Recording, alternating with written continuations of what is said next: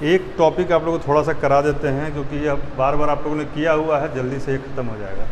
कम से कम सबको आंकड़े याद होंगे ऐसा हम समझते हैं। उसका टॉपिक का नाम है जनसंख्या। करंट में जनसंख्या का जो लिखिए जनसंख्या।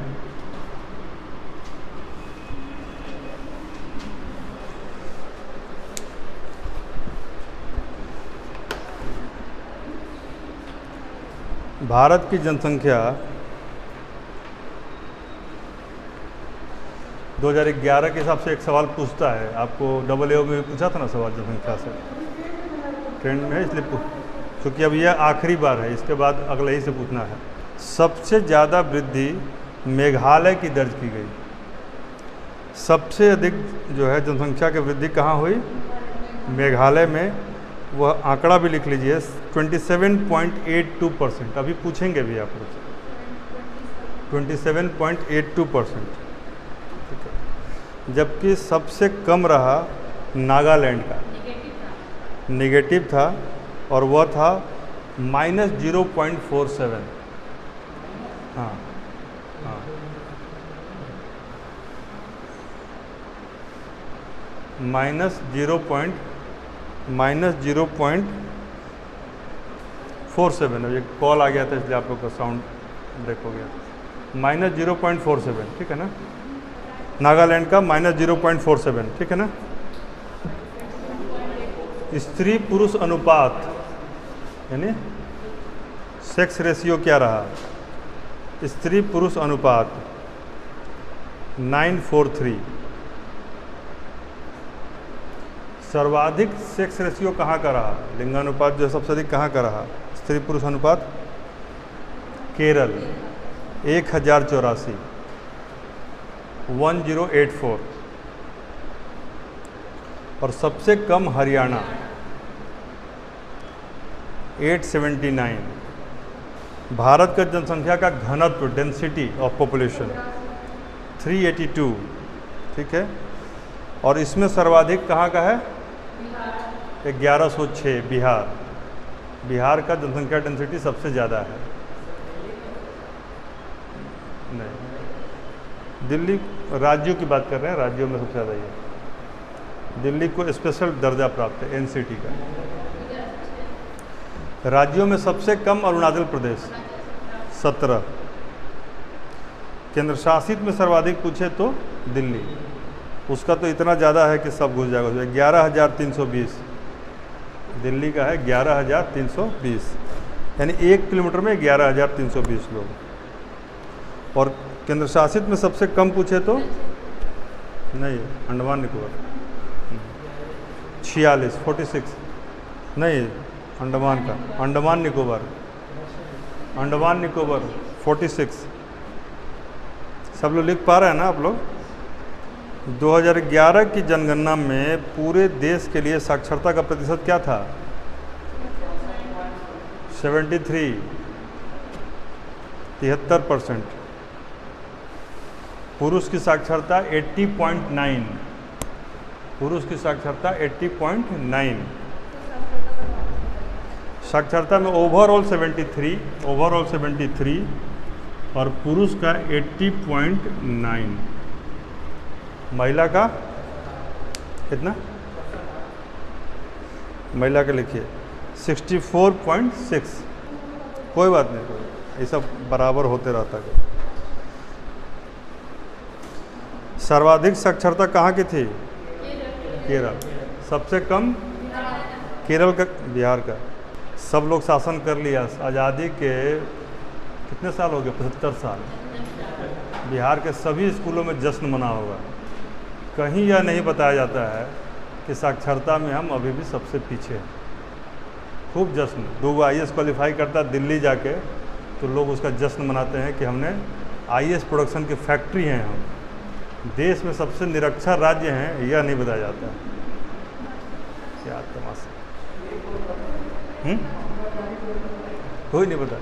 अरे हम कह रहे हैं कि आधे लोग एक लोगों की जिम्मा लें, मतलब इतना हमारे सामने ही स्कूल है, इतना बढ़िया इंफ्रास्ट्रक्चर है, सब है। यदि प्रबंधन बेहतर हो, पॉलिटिकल विल हो, तो कैसे कोई निरक्षर रह जाए? एटलीस्ट साक्षरता तो एक बेसिक पैमाना है, वो नौकरी का पैमाना नहीं है, तो लिखने पढ़ने का एक बेसिक पैरामीटर है, उस पर भी आप नहीं कर पा रहे हैं और अपना ही पीठ एक दूसरे को ठोके जा रहे हैं। ठोकते रहिए। इसलिए इंडिविजुअल डेवलपमेंट, इसीलिए पूंजीवाद आ रहा है। आप समाजवाद की बात कर रहे हैं, पूंजीवाद आएगा क्यों नहीं आएगा? क्योंकि जब इंडिविजुअल अचीवमेंट पर ही चीज़ों को होना है तो फिर तो हर आदमी पूंजीवादी सोच का होगा ही ना। हम जितना पढ़ेंगे हम उतना ही बढ़ेंगे, तो हम इंडिविजुअल सोचने लगे ना फिर। यही व्यक्तिगत सोच आती है, और व्यक्तिगत सोच ही पूंजीवाद की जड़ में। पूंजीवाद तो चाहता ही है कि आपके घर का 1000 टुकड़ा हो जाए, नहीं चाहता है, क्योंकि यदि आपके 16 फैमिली हो जाएगी एक परिवार से, हो ही गया है आज के डेट में, तो 16 तो टीवी लगेगा, 16 फ्रिज होगा, 16 कुकर, जितना सामान वो सब बना रहा है सब 16 तो आप खरीदिएगा। सबके हाथ में मोबाइल होगा तो जितना आदमी है सबका मोबाइल हो जाएगा। तो देखिएगा कि आपका पूरा का पूरा, आप तो एक मोबाइल इंडियन कंपनी आई, बेचारा को ऐसा किया कि वो भागिए गया, माइक्रोमैक्स। एक भी कंपनी भारत का है जो मोबाइल बनाता है, एक भी आदमी है जो कम से कम 2 सिम नहीं रखे हुए हैं। तो हमारे देश में 15 अगस्त को ही देश प्रेम जगता है, 26 जनवरी को जगता है, बाकी दिन देश प्रेम रहे तब तो है किसी के पास? है भी तो सामर्थ्यहीन है, और जिसके पास सामर्थ्य है वो इन चीज़ों से बहुत ऊपर है, बोले इन सब चीज़ों से फर्क ही नहीं पड़ता। महिला साक्षरता में केरल है 92%। एक बात और ध्यान रखिएगा, केरल एकमात्र ऐसा राज्य है जिसको पूर्ण साक्षर घोषित किया गया। भारत में और कोई दूसरा पूर्ण साक्षर राज्य नहीं है। बिहार को पूर्ण साक्षरता में ले जाने का भी एक हम लोग बहुत दिन तक मुहिम में काम करते थे। सबसे कम साक्षरता जो है महिलाओं की यदि बात की जाएगी तो बिहार नहीं है, बिहार नहीं है, राजस्थान है। यहाँ पर ध्यान देना, राजस्थान है। पूरे साक्षरता में बिहार कम है, लेकिन यदि केवल महिला की बात की जाए तो राजस्थान कम है।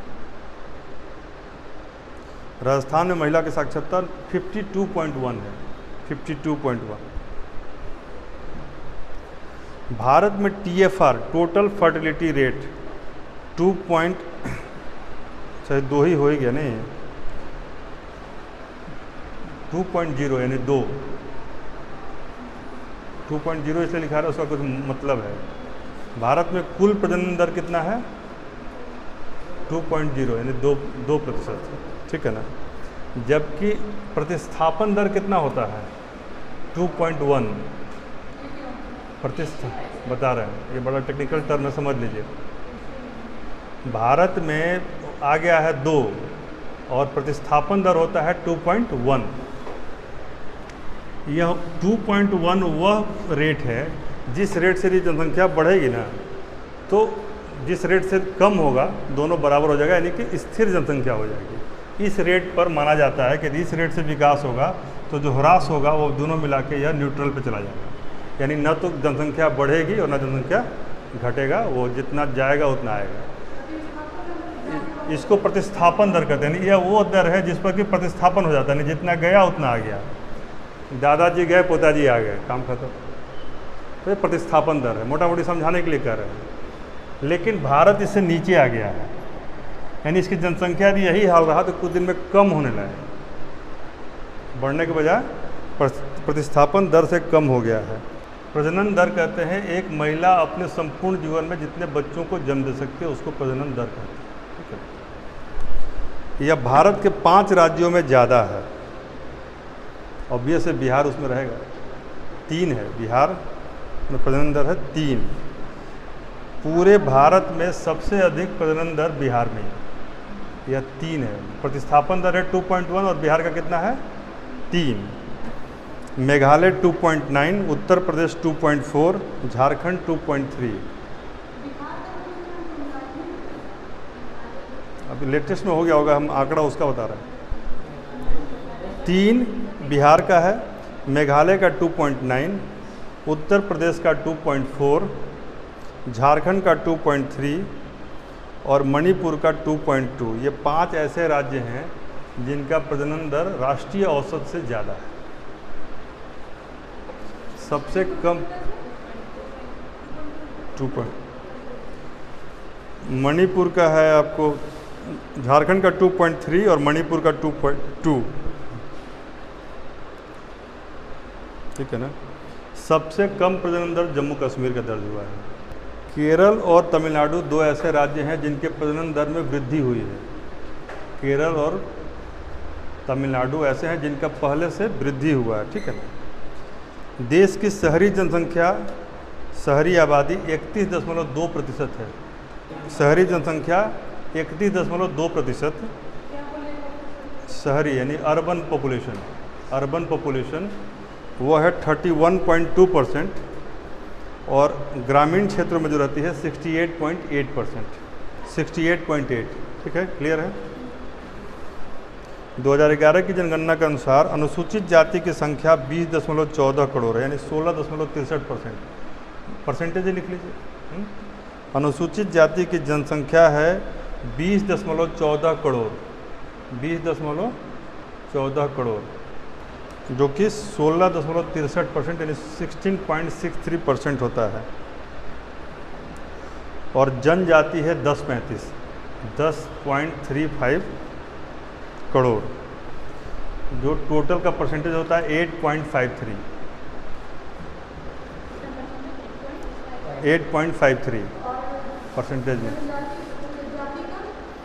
जनजाति है 10.35 करोड़ संख्या में। जनजाति रिपीट कर रहे हैं। अनुसूचित जाति था, पहले तो था अनुसूचित जाति था, बाद में बनाया जनजाति। तो जनजाति लगभग आधा है उसका, 10.35 करोड़ है जनजाति की जनसंख्या और प्रतिशत में है वह 8.53। ठीक है। पूछता है सवाल कि सबसे अधिक अनुसूचित जाति कहाँ पर है भारत में? सबसे अधिक अनुसूचित यूपी में, वेरी गुड, उत्तर प्रदेश में। और जनजाति की संख्या सर्वाधिक कहाँ है? मध्य प्रदेश। बहुत अच्छा। जाति की संख्या, अनुसूचित जाति यानी एससी की बात करें तो सबसे अधिक यूपी में, और एसटी की बात करें तो सबसे अधिक एमपी में, मध्य प्रदेश में।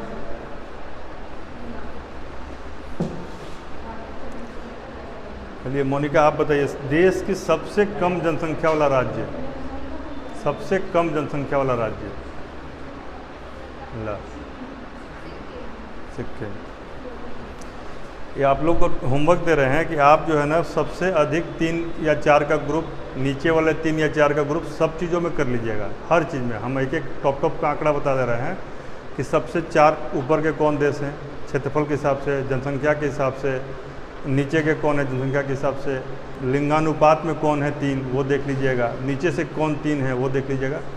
सवाल कहीं भी घुमा फिरा कर पूछा जाता है। ठीक है। जिनको यूपीएससी देना है वो तो और देख लेंगे। चलिए, तो ये हो गया, सिक्किम का हो गया सबसे कम। अब भारत में जो है ना क्या हो रहा है कि जनसंख्या नियंत्रण करना भी एक टारगेट है और जनसंख्या जो नीचे जा रहा है उसको रोकना भी एक टारगेट है। ये बहुत संकट की स्थिति है। मतलब आपको ये भी कहना है कि बच्चे कम पैदा करो और ये भी कहना है कि जनसंख्या बढ़ाओ, और एक साथ कहना। कारण क्या है? भारत में 2 तरह का सिविल कानून लागू है। आज न कल उस पर बात करना ही पड़ेगा। तो वो जो सिविल कानून जो 2 तरीके का लागू है कि फौजदारी में मान लीजिए आपने मर्डर किया तो आप हिंदू, मुस्लिम, सिख, ईसाई, पारसी, जैन कुछ भी हो, आपको एक ही सज़ा मिलेगी, सबको एक ही सज़ा मिलेगी। इसको कहते हैं क्रिमिनल कानून।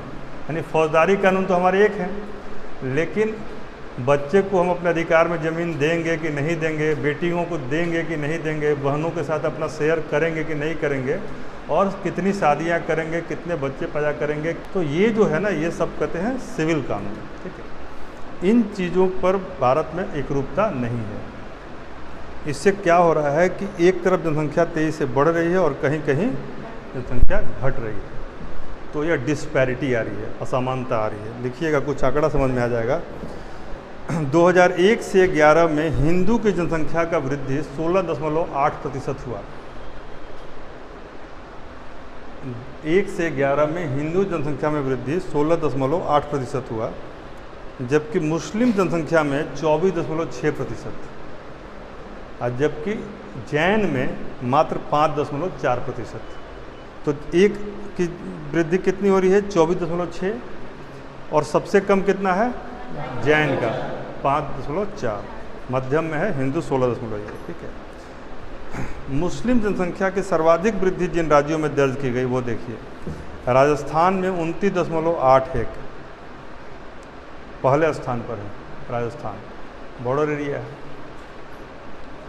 असम में 29.59%, इन्फिल्ट्रेशन का की ओर इशारा करता है। राजस्थान 29.81।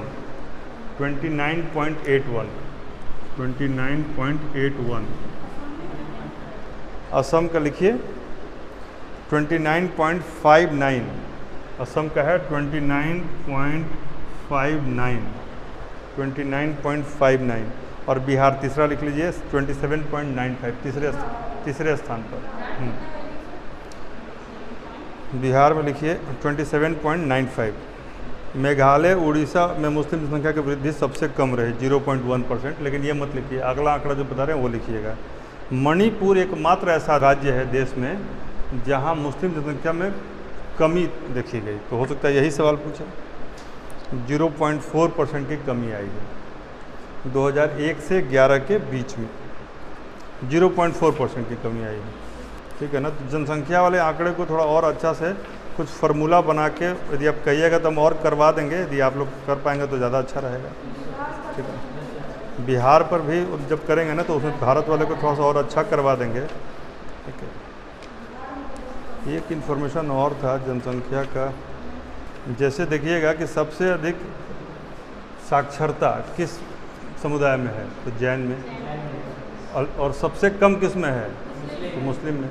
सर्वाधिक जनसंख्या किसकी है, मुस्लिम की, और सर्वाधिक उसका साक्षरता है तो उसका, तो वही चीज़ है कि इसका सीधा संबंध है कि कहीं ना कहीं वो नुकसानदायक होगा। आज के क्लास को हम आज यहीं वाइंड अप करते हैं। आप लोग को यदि कुछ रिवीजन करना है तो आप लोग कर सकते हैं अपने से, जो पहले से किया हुआ है।